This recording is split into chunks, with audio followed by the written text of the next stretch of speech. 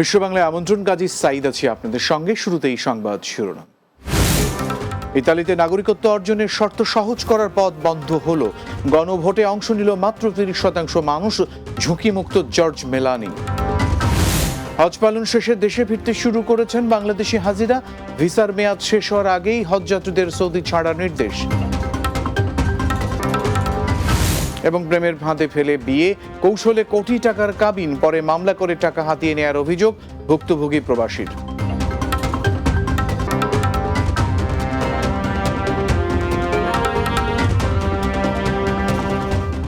এতক্ষণ শিরোনাম শুনছিলেন, চলুন বিস্তারিত খবরে। বাংলাদেশের অন্তর্বর্তীকালীন সরকারের প্রধান উপদেষ্টা ডক্টর মোহাম্মদ ইউনূসের যুক্তরাজ্য আগমন উপলক্ষে জাতীয় পতাকা প্রদর্শন করেছেন ব্রিটিশ বাংলাদেশিরা।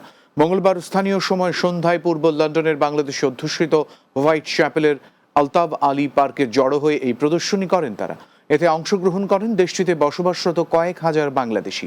এই সময় তারা বলেন, সাবেক স্বৈরাচারী হাসিনা সরকার যেসব অন্যায় ও অপরাধ করেছে দ্রুত তার বিচার সম্পন্ন করতে হবে। এছাড়াও প্রবাসীদের ভোটাধিকার সহ সকল ধরনের সংস্কার শেষ করেই দেশে নির্বাচন আয়োজনের দাবি জানান তারা।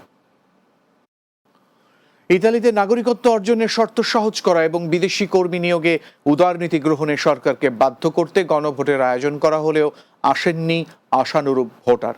এতে আপাতত ঝুঁকিমুক্ত হলেন দেশটির প্রধানমন্ত্রী জর্জা মেলোনি। বার্তা সংস্থা রয়টার্স জানিয়েছে, ইতালির বামপন্থী ও মধ্যপন্থী রাজনৈতিক দল, নাগরিক সমাজ এবং শীর্ষস্থানীয় একটি শ্রমিক ইউনিয়ন সরকারকে চ্যালেঞ্জ জানিয়ে এই গণভোটের আয়োজন করে।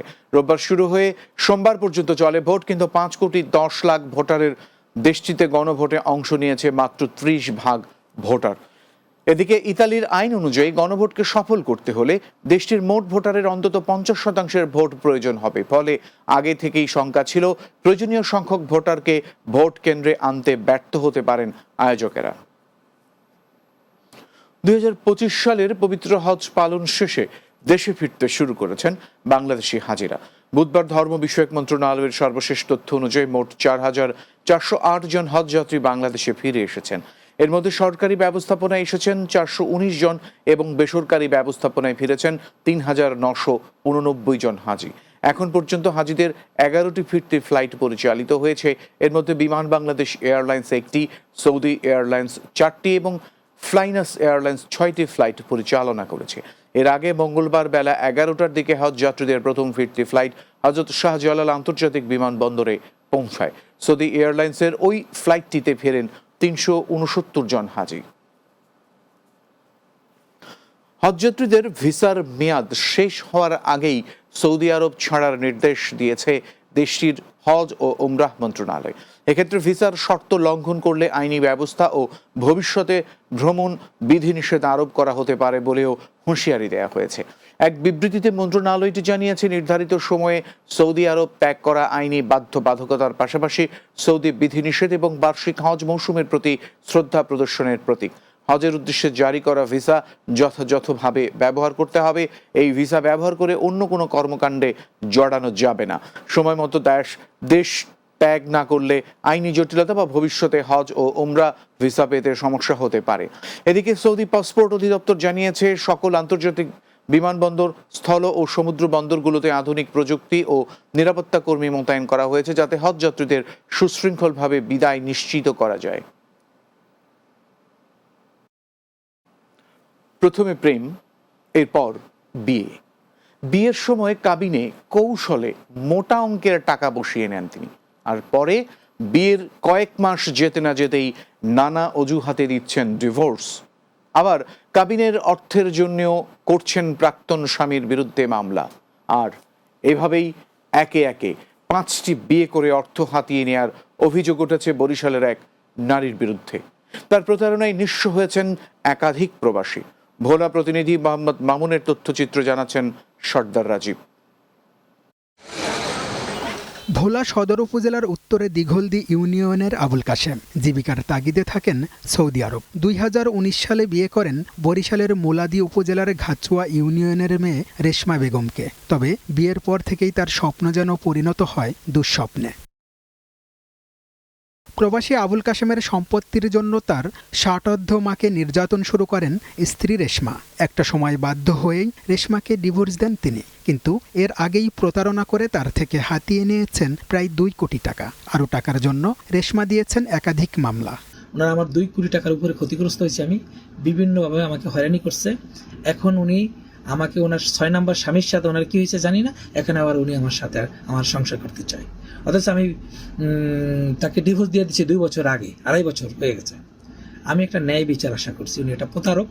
স্থানীয়রা জানান, আগের বিয়ের কথা গোপন রেখেই আবুল কাশেমকে বিয়ে করেন প্রতারক রেশমা। বিয়ের ক্ষেত্রেও তিনি ব্যবহার করেছেন একাধিক ছদ্মনাম, কখনো হয়েছেন নাজমা, আবার কখনো জ্যোৎস্না।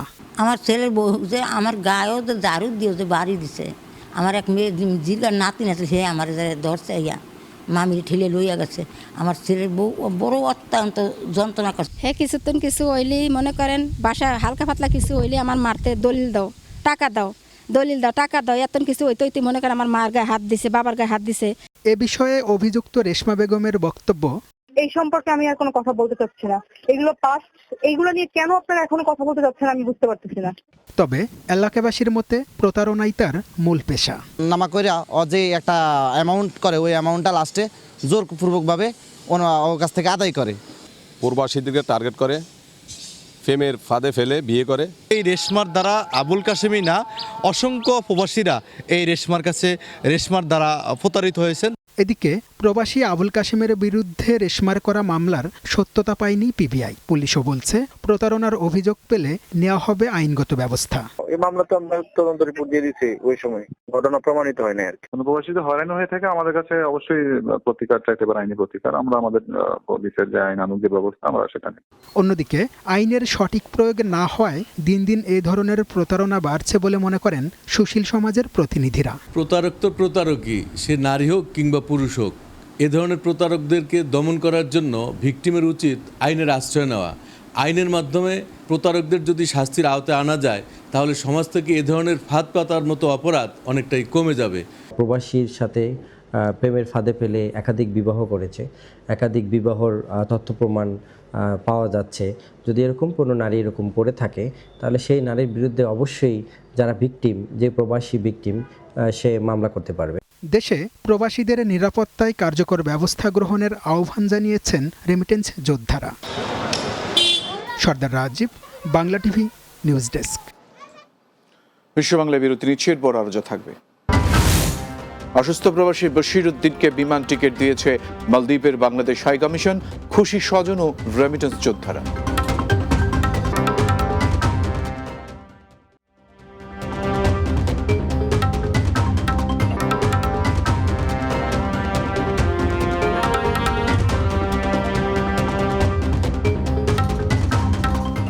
বিরতির পর বিশ্ব বাংলায় আরো একবার স্বাগত। মালদ্বীপের ব্রেইন স্ট্রোকে গুরুতর অসুস্থ প্রবাসী বাংলাদেশি বশির উদ্দিনকে বিমানের টিকিট দিয়েছে দেশটির বাংলাদেশ হাই কমিশন। আমাদের মালদ্বীপ প্রতিনিধি সোহেল রানা জানিয়েছেন, বশির উদ্দিন অসুস্থ হয়ে গত 15 দিন ধরে রাজধানী মালের ইন্দিরা গান্ধী মেমোরিয়াল হাসপাতালে জরুরি বিভাগে চিকিৎসাধীন ছিলেন। সোমবার বশির উদ্দিনকে হাই কমিশন অফিস থেকে ফ্রি ট্রাভেল পারমিট ও ওয়েজ অনার্স কল্যাণ বোর্ডের অর্থায়নে একটি বিমান টিকিট হস্তান্তর করা হয়। এ সময় অসুস্থ বশির উদ্দিনের দ্রুত সুস্থতা কামনা করেন ভারপ্রাপ্ত হাই কমিশনার মোহাম্মদ সোহেল পারভেজ। জানা যায়, চিকিৎসার ব্যয় বহন করা অসুস্থ বশিরের পক্ষে অসাধ্য ছিল। এই অবস্থায় তাকে দেশে ফিরে দ্রুত উন্নত চিকিৎসা নিতে বিমানের টিকিট দেয় বাংলাদেশ হাই কমিশন। এদিকে হাই কমিশনের এমন উদ্যোগকে ধন্যবাদ জানিয়েছে স্থানীয় প্রবাসীরা। পবিত্র ঈদ উল আজহা উপলক্ষে সৌদি আরবে প্রবাসীদের আলোচনা সভা ও ঈদ পুনর্মিলনী অনুষ্ঠিত হয়েছে।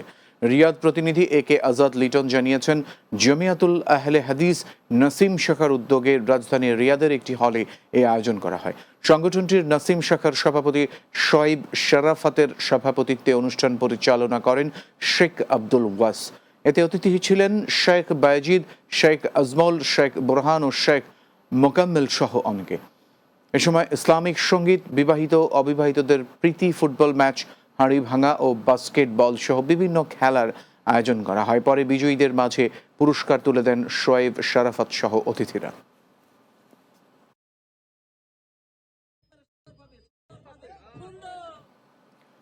বিএনপির প্রতিষ্ঠাতা শহীদ রাষ্ট্রপতি জিয়াউর রহমানের ৪৪তম শাহাদাত বার্ষিকী উপলক্ষে সংযুক্ত আরব আমিরাতে আলোচনা সভা ও দোয়া মাহফিল অনুষ্ঠিত হয়েছে। আবুধাবি প্রতিনিধি এম আব্দুল মান্নান জানিয়েছেন, আমিরাত কেন্দ্রীয় বিএনপির উদ্যোগে আবুধাবির একটি রেস্তোরাঁয় এই আয়োজন করা হয়। সরওয়ার আলম ভুট্টুর সভাপতিত্বে অনুষ্ঠান পরিচালনা করেন জিয়াউদ্দিন বাবলু ও সৈয়দ মনিরুল ইসলাম আনার। এতে প্রধান অতিথি ছিলেন আমিরাত বিএনপির যুগ্ম আহ্বায়ক প্রকৌশলী সালাউদ্দিন আহমেদ এবং প্রধান বক্তা ছিলেন আবুধাবি বিএনপির সাবেক সভাপতি জাকির হোসেন খতিব। অনুষ্ঠানে বিশেষ অতিথি ছিলেন আবুধাবি বিএনপির সাবেক সভাপতি বীর মুক্তিযোদ্ধা আমানুল কিবরিয়া, UAE বিএনপির আহ্বায়ক কমিটির সদস্য প্রকৌশলী মাহমুদ আলী, প্রকৌশলী মিজানুর রহমান সোহেল ও নুরুন্নবী ভূঁইয়া। ব্রিটেনের বাংলাদেশি সংগঠন প্রবাসী বালাগঞ্জ ওসমানীনগর এডুকেশন ট্রাস্টের আসন্ন নির্বাচনকে সামনে রেখে আনারস মার্কা গ্রুপের মতবিনিময় সভা অনুষ্ঠিত হয়েছে। লন্ডন প্রতিনিধি ফজলুল হক জানিয়েছেন, পূর্ব লন্ডনের ফোর্ড স্কোয়ার জামে মসজিদ হলে এ আয়োজন করা হয়। বালাগঞ্জ ওসমানীনগর উপজেলা সমিতির প্রতিষ্ঠাকালীন সভাপতি আলহাজ কবির উদ্দিনের সভাপতিত্বে অনুষ্ঠান পরিচালনা করেন এডুকেশন ট্রাস্টের সাবেক সাধারণ সম্পাদক মিজানুর রহমান মিরু।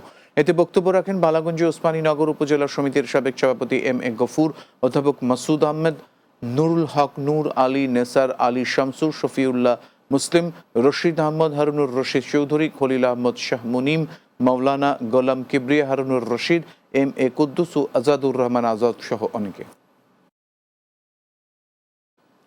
বিশ্ব বাংলা শেষ করব, তার আগে এক নজরে সবগুলো শিরোনাম জানাব।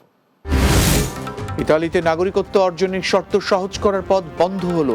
গণভোটে অংশ নিল মাত্র 30% মানুষ, ঝুঁকিমুক্ত জর্জ মেলানি। হজ পালন শেষে দেশে ফিরতে শুরু করেছেন বাংলাদেশি হাজিরা। ভিসার মেয়াদ শেষ হওয়ার আগেই হজযাত্রীদের সৌদি ছাড়ার নির্দেশ। প্রেমের ফাঁদে ফেলে বিয়ে, কৌশলে কোটি টাকার কাবিন, পরে মামলা করে টাকা হাতিয়ে নেওয়ার অভিযোগ ভুক্তভোগী প্রবাসীর। এবং অসুস্থ প্রবাসী বশির উদ্দিনকে বিমান টিকিট দিয়েছে মালদ্বীপের বাংলাদেশ হাই কমিশন, খুশি স্বজন ও রেমিটেন্স যোদ্ধারা।